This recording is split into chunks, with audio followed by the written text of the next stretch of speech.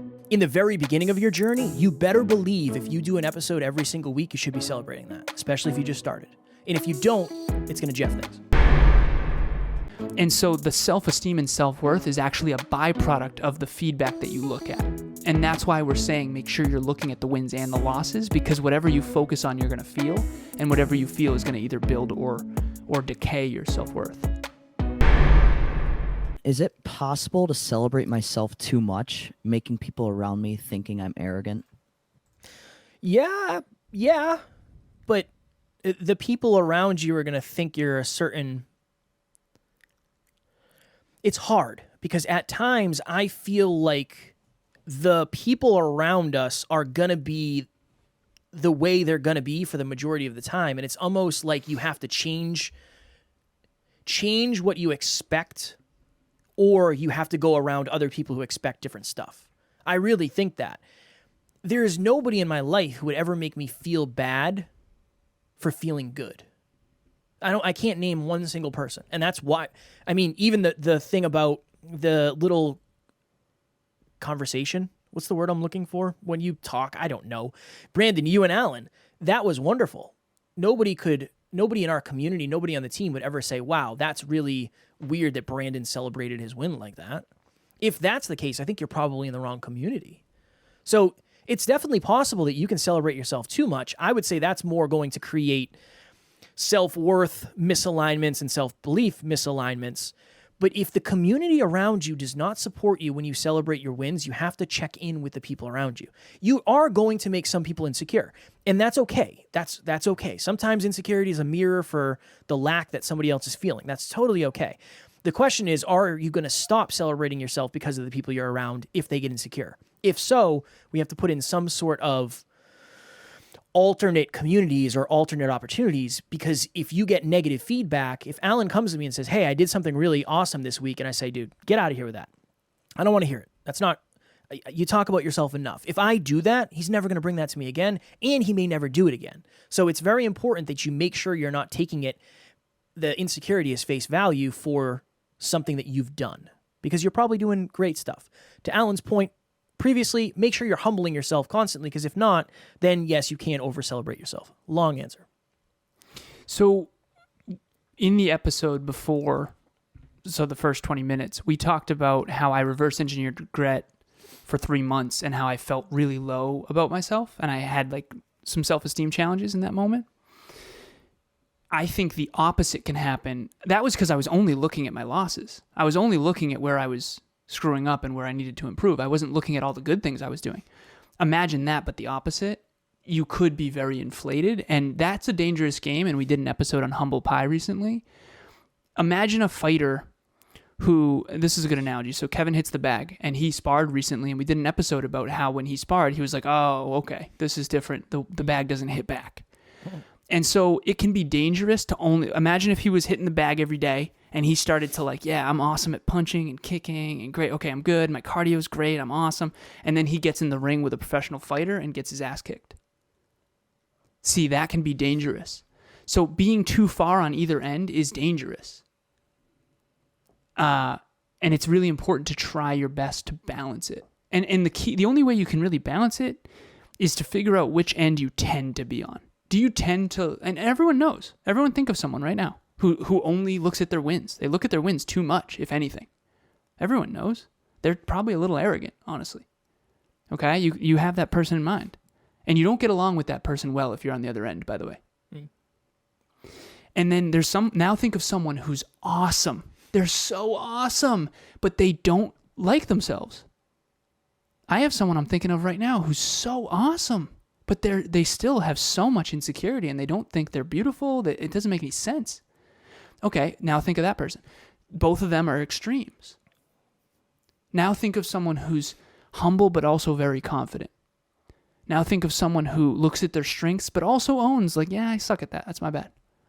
That's someone who's very centered. That's rare. It's very hard to be that. I've spent my whole life trying to be that, and I've been so off on either end, it's not even funny. I think I'm closer to center than ever, but maybe that's me being arrogant.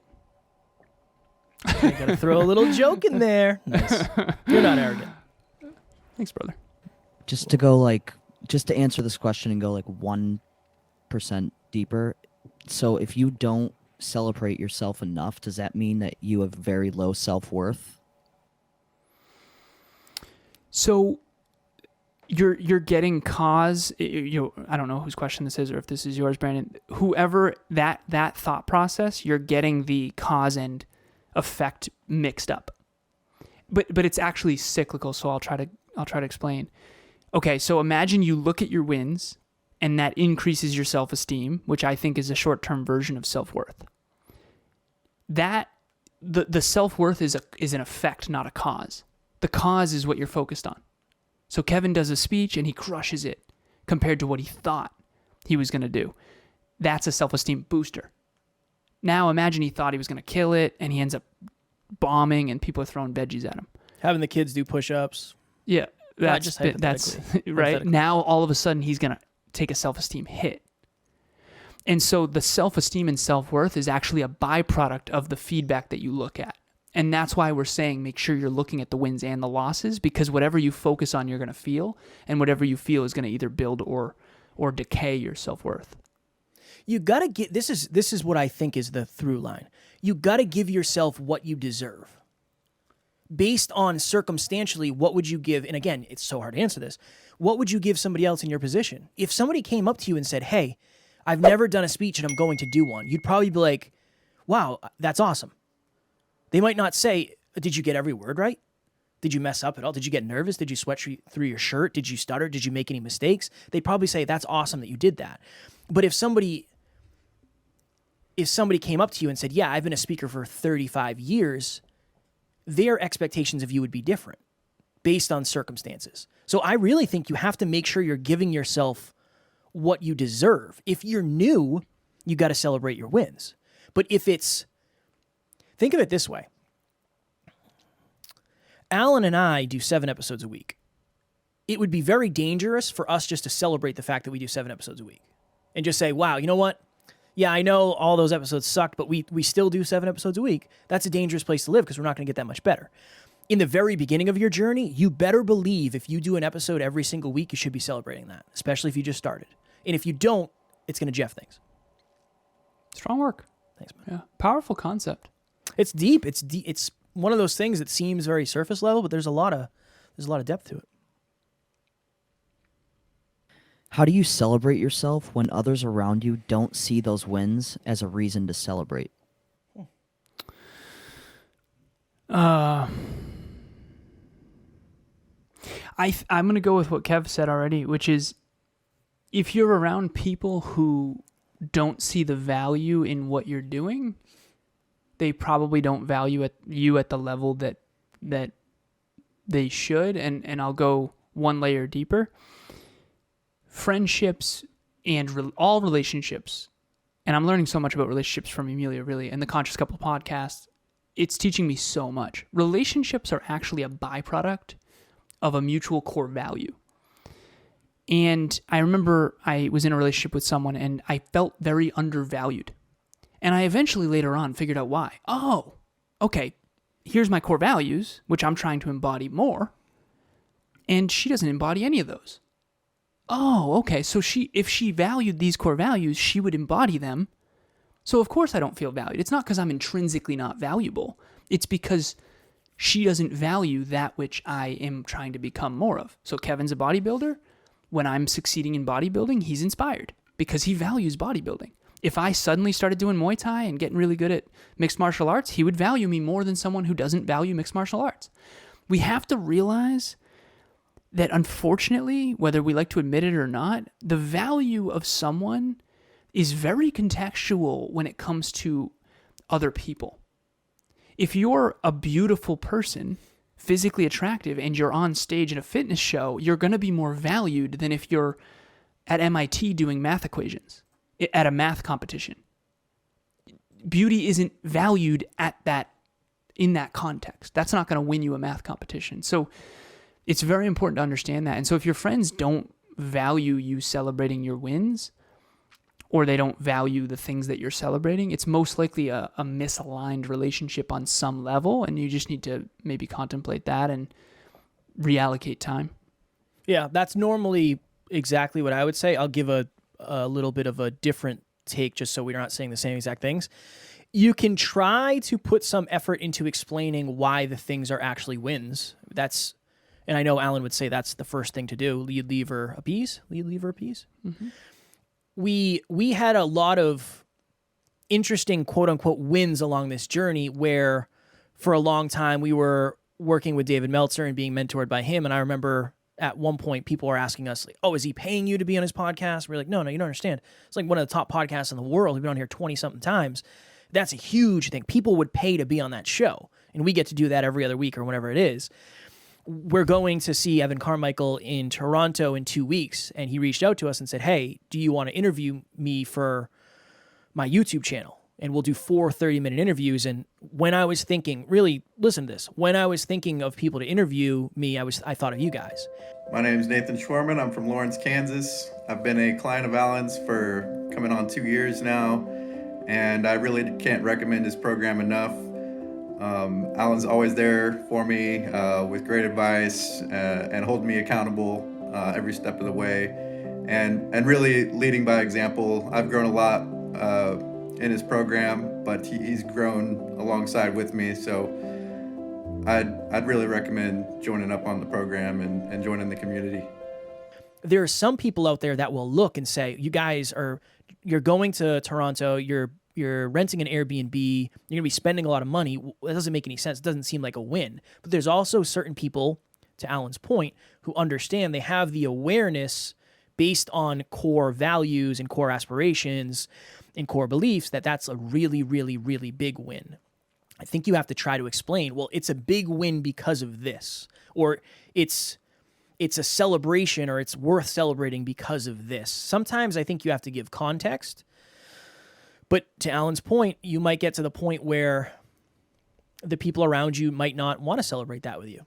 Because the other thing too is a lot of people struggle to celebrate things that don't directly involve them. So it's hard for people to celebrate you winning if they're not winning with you. That's a whole nother conversation. And that's why, again, the community is so important. I really am leaning into the fact that unless you have unreasonably high self-belief, the people you surround yourself with are one of the reasons you will make it or not. I'm really understanding that at a deep level. My vocabulary has changed so much because of Alan. I think about that all the time. I say words I never would have said before. Good words, not bad words. But that's because I've spent so much time around you. You are picking things up from your community, whether you realize it or not. So I would say what I said first and then pair that with what Alan said. Appreciate it, man. I just want to make sure we get to this question that was asked in the comments. Somebody asked, can you explain the distinction between self-worth and self-esteem? Yeah, absolutely. Self-esteem, let me see if I can do this. Okay. Imagine you are on Google Earth and you're seeing, I have Google Earth on my phone. It's so cool. So you're a satellite view of your own home, wherever you're at, apartment, car, home, whatever you are listening to this. And there's a satellite image of you above you. You zoom out and you see the neighborhood. You zoom out and you see, the town or the city. You zoom out, you see the state or the province. You zoom out, you see the country. Then you zoom out, you see the continent. And then you zoom out and you see the globe. Self-esteem is the car or the apartment or the house. It's the day-to-day, moment-to-moment. Am I building this brick towards a castle? And then the self-worth is the globe. So self-esteem is the day-to-day micro. Self-worth, I think, is the macro, which is, so for example, if this goes really well today, I'll have a self-esteem boost, but that will only nudge my self-worth a little bit. If this goes really poorly, my self-esteem will tank for tonight. I'll have to eat a little extra food. I'm joking, but I might. But my self-worth isn't going to I'm not going to lose my identity and my self-worth. Hopefully that lands. One of them is more long-term and more of a macro identity thing. And the other one is a day-to-day, do I feel good right now? And they both are connected, but one of them's a brick, the other one's a castle. And you're either tearing bricks down in Jenga, you're taking bricks out, or you're adding them. Well done. Thanks, man. I would say a mile within a 1,000-mile journey. The mile might be slower than the other ones. You might get a flat tire, but it doesn't mean you're not making it towards your your destination. But I like that. I like the brick one. Thanks, man. Very good. One more, B. We're going to hammer it quickly. Okay. What's a healthy way to actually celebrate wins? And the example I used is like, when someone's going to the gym all week and they feel good about themselves, and then they might binge week on the weekends and eat like crap because they did all that work in the beginning. So how do you actually celebrate your wins in a healthy way? Fire question. Standards.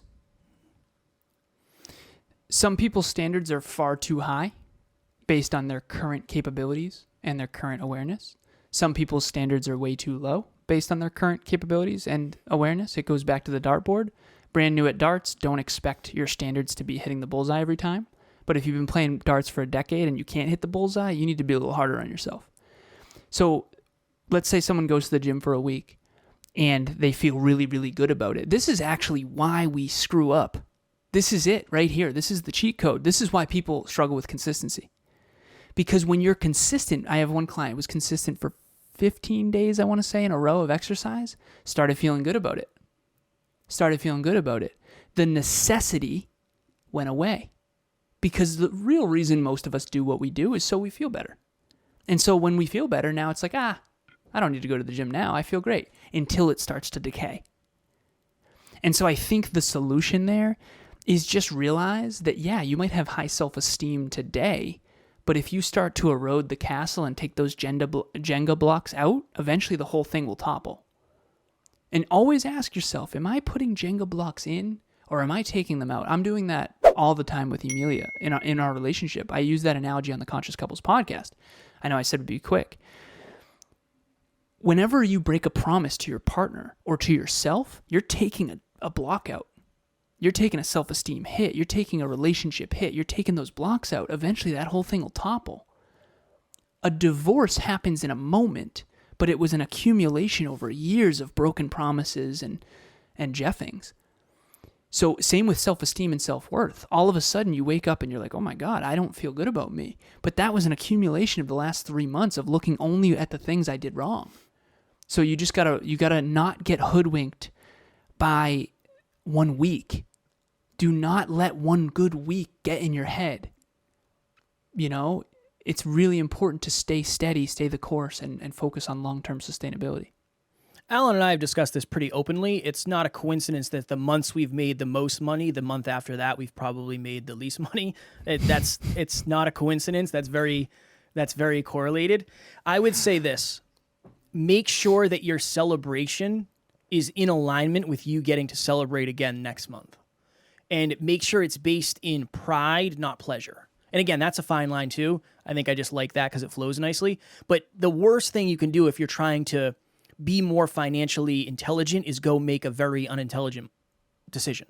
Because that's going to set you back. You're going to feel bad, and then you're going to have to start over again. But imagine, so today, Alan and I, during our CFO meeting, we went through all of our finances. And we literally pulled up every single transaction he and I made for personal and for the business over the last 7 days. And it felt really good to say, all right, cool, we did really well. That actually inspires me to do better because I want more of that. And I also believe that at a deep level, that doing something that makes me proud is also going to be something that I thank myself for in the future. And we'll get to our goals faster if we can stay on track with that. So even to your original or your previous analogy, you got to zoom out and say, I did this really well for a week, but is my behavior now going to set me back too? And I'm going to have to start over again. I'm never going to make any progress. I'm just going to be stuck in the mud. That's what I would say. To the standards point, Kev, during that financial analysis, there was something that you purchased that I made a green check mark on, meaning good job, and you were like, no, that's a red X. Yeah. That's because your standards are at the right level, meaning, you did great, but you still need to hold yourself accountable to being better. And so if your standards are too high, it's going to crush your self-worth. If your standards are too low, you're always going to feel great about yourself, but not make real progress. Very powerful episode. We got Starbucks and we got breakfast. We probably could have done one or the other. We probably didn't need both. And again, nothing wrong with that. I'm grateful we can do that. At one point I couldn't do either, so I'm very grateful. But you also have to make sure that you're taking ownership and not running it off the rails. Next level nation. We are coming up on a brand new year. It's going to be 2023 before you know it. I know a lot of us probably set New Year's resolutions at the beginning of 2022, and either we fell off track, something happened, circumstances, whatever it may be. Do not make the same mistake in 2023. Group coaching round number 9 starts January 3rd. It is a great opportunity for you not only to build momentum and build consistency, but you will meet other people who want similar things, and you will be the most consistent, productive version of yourself. Please join us. We already have somebody signed up. They reached out a couple weeks ago. Awesome. It's filling up, so please join us. We look forward to having you. A year ago, I sat the NLU team down and I said, listen, 2022 is going to be wild, and here's why. We're going to do an episode a day. We're going to do a live podcast every week. We're going to do a monthly meetup every month. We're going to do a Next Level Live every quarter. That didn't happen. We're doing it once a year. And we're going to do Next Level Hope Foundation events. And we're also going to have a Next Level Business Retreat. This 2022 is going to be wild. It has been wild. We are coming up on our 12th in a row monthly meetup. So on December 1st, 2022, it starts at 6 p.m. Eastern Standard Time. We have our 1-year anniversary of the one and only free virtual monthly meetup. Your reaction to your failures create your success. So I realized recently that certain people have a certain trauma response to fear, failure, and uncertainty. When you fail, do you dig your heels in and innovate and find a way to be better, or do you avoid or run away or freeze up? And whatever your trauma response is to failure is going to very much dictate whether or not you grow through challenges or you keep getting setback. So we're going to do an event about that. Again, December 1st, 6 p.m. Eastern Standard Time. The registration link will be in the comments if you're watching live, or in the show notes if you are not. December 1st. It's December. Tara and I are going to watch a Christmas movie every day, even though it'll be maybe once a week, but still, I'm very excited about it. Next Level Nation. As always, we love you, appreciate you, grateful for each and every one of you. Brandon's dog wants to be in on the action. At NLU, we do not have fans, we have family. We will talk to you all tomorrow. Please reach out. See you next week.